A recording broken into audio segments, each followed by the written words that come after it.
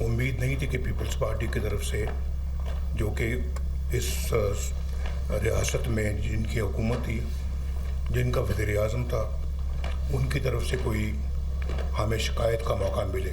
سیاست میں مخالفتیں ہوتی ہیں، لیکن ان مخالفتوں کو اتنا آگے نہیں جانا چاہیے کہ جہاں دشمنی میں منتقل ہو جائے، تو یہ مناسب نہیں ہے۔ آزاد کشمیر کا ماحول ہمیشہ بہت اچھا رہا ہے، ریاست کا ماحول افہام و تفہیم کا رہا ہے۔ سیاسی مخالفت کو دشمنی میں نہیں بدلنا چاہیے۔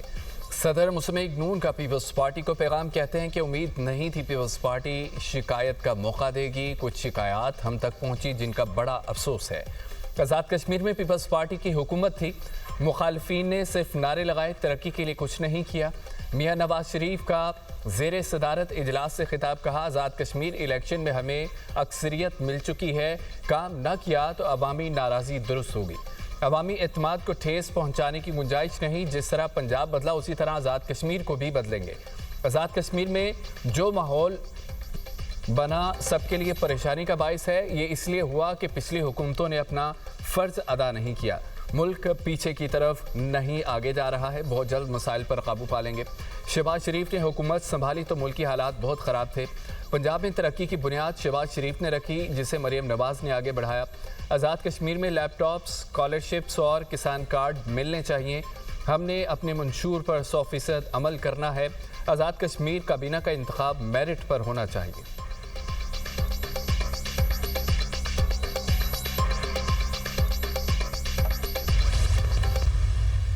مجھے افسوس ہے اس بات کا کہ انہوں نے دھاندلی کے جھوٹے الزامات لگائے مسلم لیگ نون پر، اور جہاں تک وہ جیت گئے گلگت بلتستان پہ، وہاں دھاندلی کے الزامات نہیں لگے، جہاں پہ وہ ہارے وہاں پر دھاندلی کے الزامات لگے۔ سڑکوں کا وعدہ وہ اس لیے نہیں کر سکتے تھے کہ 17 سال سے اپنی حکومت ہے، ایک سڑک ایسی نہیں ہے جس پہ سموتھلی گاڑی چل سکے، سڑکیں ٹوٹی ہوئی ہیں۔ بسز کا وعدہ وہ اس لیے نہیں کر سکتے تھے ادھر AJK میں، کیونکہ اگر اپنے پاس بسز ہیں نہیں، لوگوں کو نہیں دی ہوئی ہیں، اور اگر ہیں بھی تو ٹوٹی پھوٹی بسز ہیں۔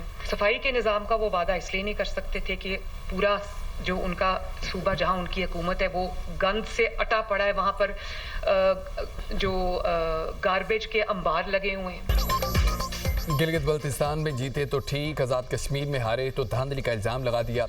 پیپلز پارٹی کے پاس کشمیر میں دینے کے لیے کچھ تھا ہی نہیں۔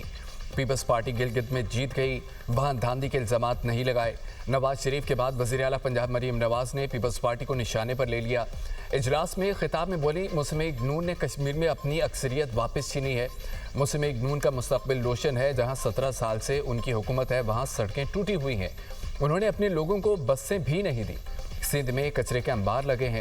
سندھ کے لوگ پنجاب آتے ہیں تو تعریف کرتے ہیں۔ آزاد کشمیر کے عوام نے مشکل حالات میں اپنی ترقی کا فیصلہ کیا۔ شرپسند عناصر کو شکست فاش ہوئی۔ آزاد کشمیر کے عوام نے انتشار اور تشدد کی سیاست مسترد کر دی۔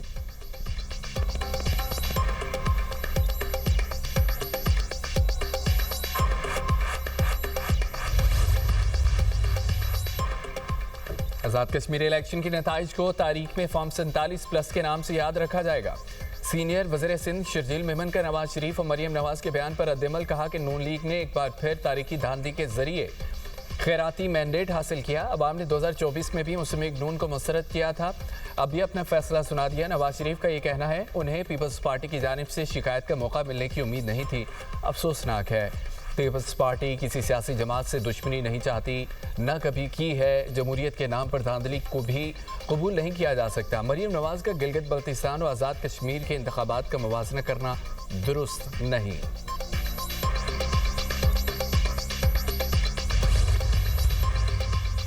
آزاد کشمیر میں وزارت عظمیٰ کا صحرا کس کے سر سجے گا؟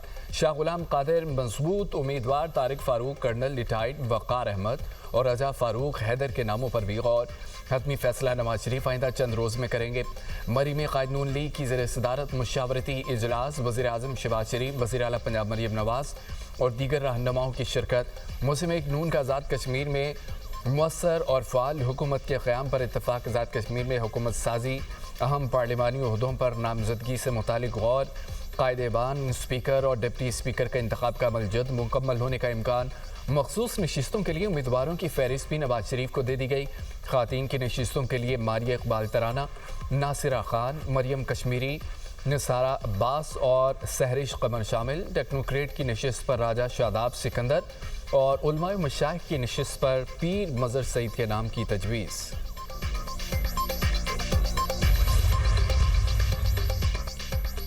باغ آزاد کشمیر کے 2 حلقوں کے 23 پولنگ اسٹیشنز پر ری پولنگ غیر حتمی غیر سرکاری نتائج کے مطابق ایل اے 15 سے پیپلز پارٹی کے ضیاء قمر 17,506 ووٹ لے کر کامیاب۔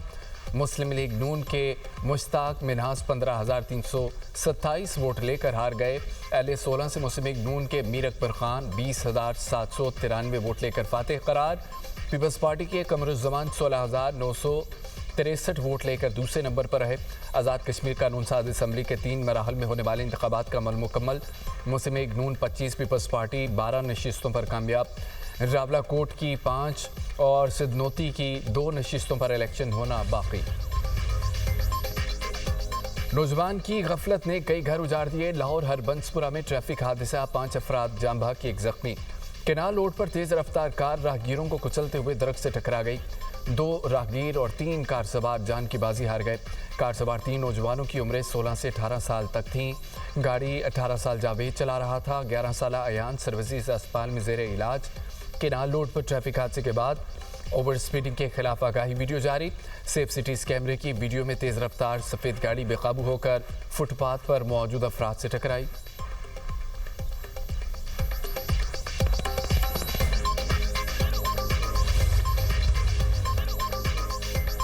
میر رضا قتل کیس میں مختلف پہلوؤں سے جانچ جاری۔ تفتیشی ٹیم کے ارکان کا مشکوک گیسٹ ہاؤس کا دورہ۔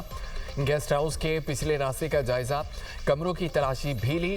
تفتیشی ٹیم نے NCCIA سے سمارٹ واچ اور موبائل فون واپس لے لیا۔ تفتیشی آفیسر خود سمارٹ واچ اور موبائل فون پنجاب فورانسک لیب بھیجے گا۔ تحقیقاتی کمیٹی میں 2 ارکان کا اضافہ، تعداد 9 ہو گئی۔ DSP حنیف، انسپیکٹر غلام نبی آفریدی کمیٹی میں شامل۔ وکیل جبران ناصر کا کہنا ہے کہ میر رضا کو قتل کیا گیا۔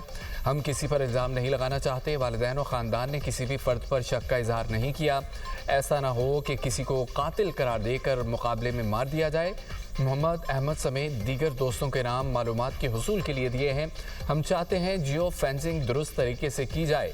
میر رضا کے دوستوں کا تعاون چاہتے ہیں۔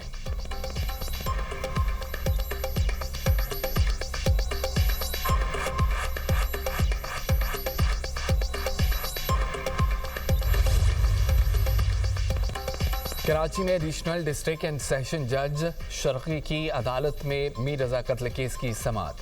عدالت نے میر رضا کے بزنس پارٹنر احمد کی ضمانت میں 24 اگست تک توسیع کر دی۔ عدالت نے ملزم کو ہراساں کرنے سے روک دیا۔ ملزم کو شہر سے باہر نہ جانے کی ہدایت۔ تفتیش میں سست روی پر عدالت کا اظہار تشویش۔ ریمارکس دیے، ایک بندے کا قتل ہوا ہے، والد، خاندان اور شہر والے پریشان ہیں۔ تحقیقات کریں، جو حقائق ہیں سامنے لائیں۔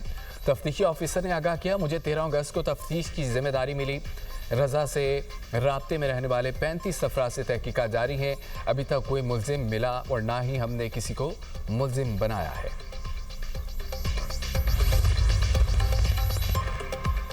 کراچی کے علاقے خیبان سہرا اسٹریٹ 13 میں آئل لائن لیک ہو گئی۔ فرنس آئل سڑک پر بہہ گیا۔ نیشنل ریفائنری نے سپلائی روک کر مرمت کا کام شروع کر دیا۔ پولیس کے مطابق سڑک کو آمد و رفت کے لیے بند کر دیا گیا۔ لائن کافی پرانی اور سڑک کے درمیان میں ہے۔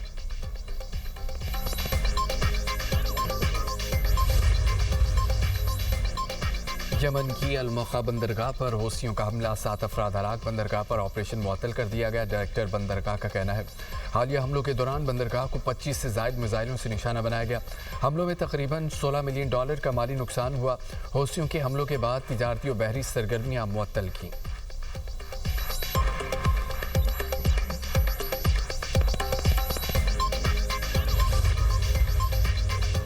قطر نے ایرانی پائلٹس کو حراست میں رکھنے کی تردید کر دی۔ قطری وزارت خارجہ کے مطابق ایرانی پائلٹس نے رواں سال قطری فضائی حدود کی خلاف ورزی کی تھی۔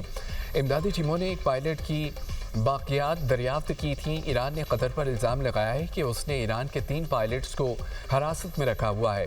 قطری طرز عمل جنگی قیدیوں سے متعلق جنیوا کنونشن اور دیگر بین الاقوامی قوانین کی خلاف ورزی ہے۔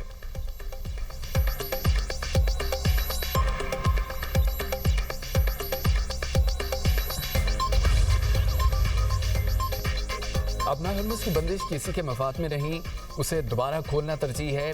ترکیہ کے صدر رجب طیب ایردوان کا 2 ٹوک موقف ثالثی کی کوششیں کرنے پر قطر کو سراہا۔ ترکیہ، سعودی عرب و پاکستان کے دفاعی معاہدے پر بولے، مستقبل میں مصر سمیت دیگر ممالک کا معاہدے میں شامل ہونے کا امکان موجود ہے۔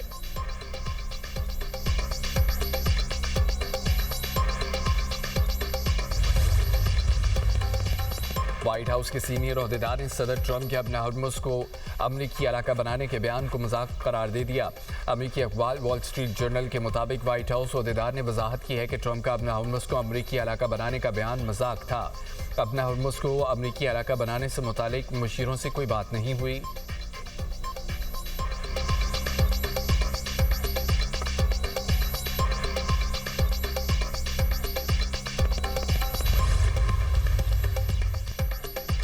ابنا ہرمز ایران کی ملکیت اور اختیار میں ہے۔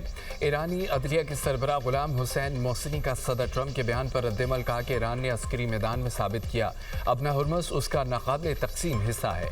صدر ٹرمپ سیاست اور فوجی محاذ پر مکمل ناکام ہو چکے، ان کے بیانات زمینی حقائق کو تبدیل نہیں کر سکتے۔ ٹرمپ اور ان کے مشیر کبھی بھی ابنا ہرمز کی سرزمین پر قدم نہیں رکھ سکیں گے۔ امریکی صدر نے ابنا ہرمز کو جلد امریکی علاقہ قرار دینے کا اعلان کیا تھا۔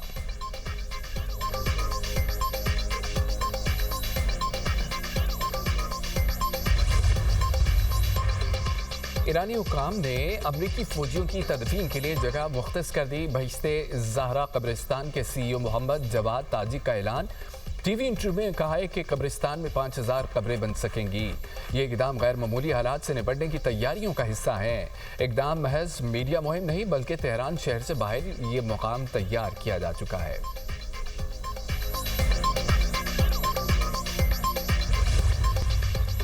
سیکیورٹی فورسز کا غزنان میں انٹیلیجنس بیس آپریشن، 10 دہشت گرد جانوں سے متعدد زخمی۔ فورسز نے شور پرود کے پہاڑی سلسلے میں فتنہ ہندوستان کی موجودگی پر آپریشن کیا۔ سیکیورٹی فورسز نے دہشت گردوں کے مختلف ٹھکانوں کو گھیرے میں لے کر مؤثر کارروائی کی۔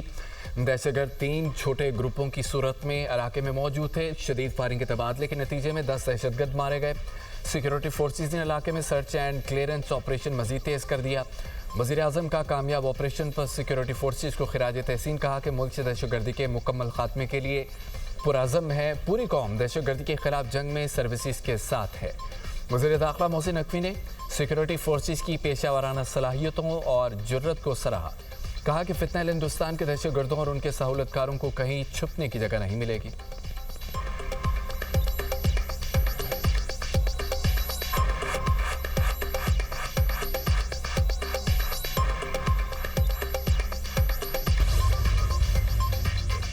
حکومتی پالیسیز کے خلاف احتجاج کرنے والے ٹرانسپورٹرز 2 دھڑوں میں تقسیم۔ منی گڈز ٹرانسپورٹرز نے مطالبات منظور ہونے پر احتجاج ختم کر دیا۔ بڑی لوڈر گاڑیوں اور ٹریلرز کے ٹرانسپورٹرز کا احتجاج جاری۔ گڈز ٹرانسپورٹرز کا احتجاج، مال بردار گاڑیوں کی آمد و رفت متاثر۔